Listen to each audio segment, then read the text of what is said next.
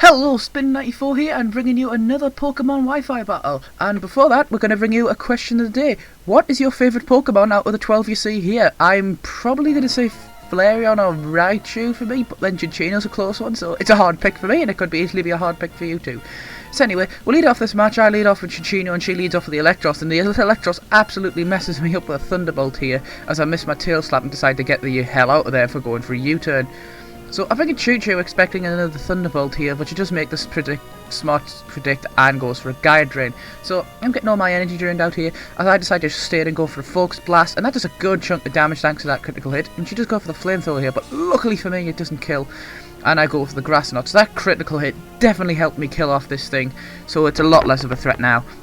So she goes into this Lucario, and I decide to switch out here because I'm not really wanting to stay in to get extreme speed as well as I thought at the time. So I decide to go to Ding Dong, which is the closest thing I've got to a defensive wall in this team, apart from my Vileplume, and he does go for a power-up punch, and that hurts me quite a bit, especially with that adaptability and the Mega Revolution lore. But the Rocky Helmet's going to ensure he takes a little bit of damage, as next turn goes for an Aura Sphere, which is strange. I don't know why you could power punch and Aura Sphere, but the reason I'm uploading this match, it's the first match of my team, and a very special team member I've actually got on it now.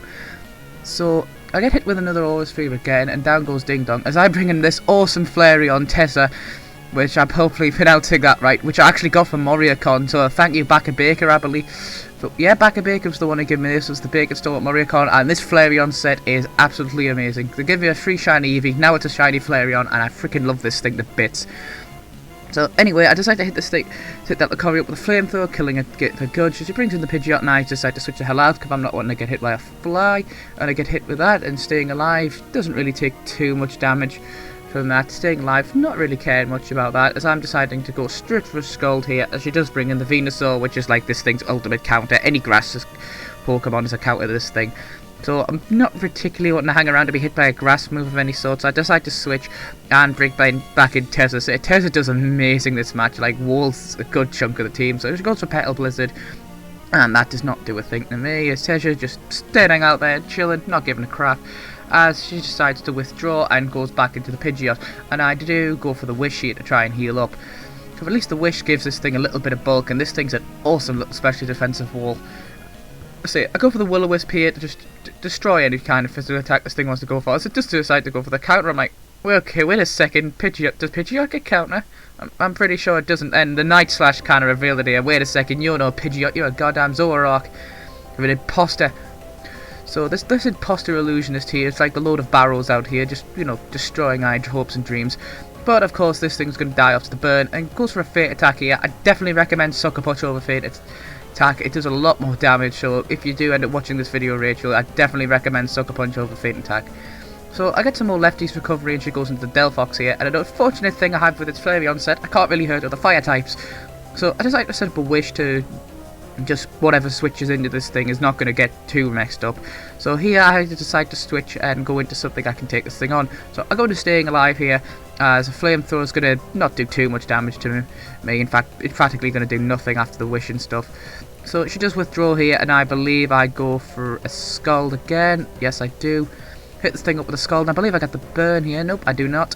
And Future Set's going to hit me and do quite a chunk of damage, actually. That was nearly half of my health.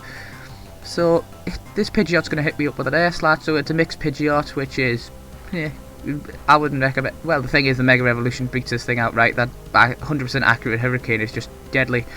But anyway, the Air Slash unfortunately doesn't flinch me, and I get hit with an Air Slash here, and now it flinches me. There we go. I know I got flinched once by this thing, but luckily Staying Alive is not too fussed by that, as it's going to go. This thing's finally going to go down.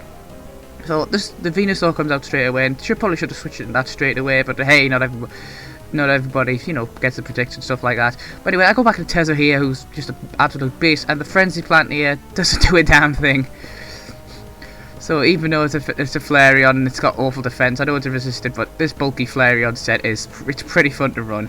So she has to recharge, and I'm just going to hit this thing up with a Flamethrower and do a ton of damage to it.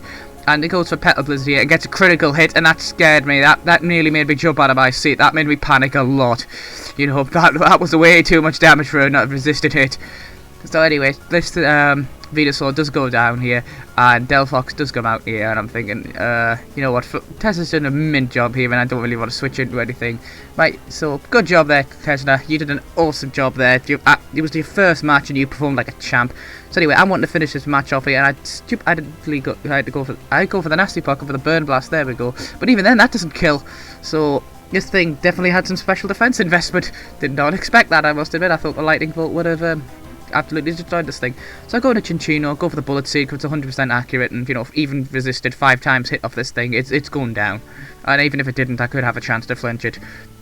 So down goes the Delphox, and I do win this match. So thank you very much for watching, guys, and I'll see you in the next one. And if you really like this video, feel free to like, subscribe and share. Thank you very much, and have a good day.